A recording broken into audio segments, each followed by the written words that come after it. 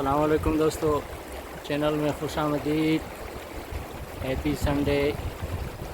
उम्मीद है आप सब खैरियत से होंगे। आज इतवार है और मैं बगाव की सैर को निकला हूँ। आप एक खूबसूरत वीडियो देखें और एंजॉय करें। शुक्रिया।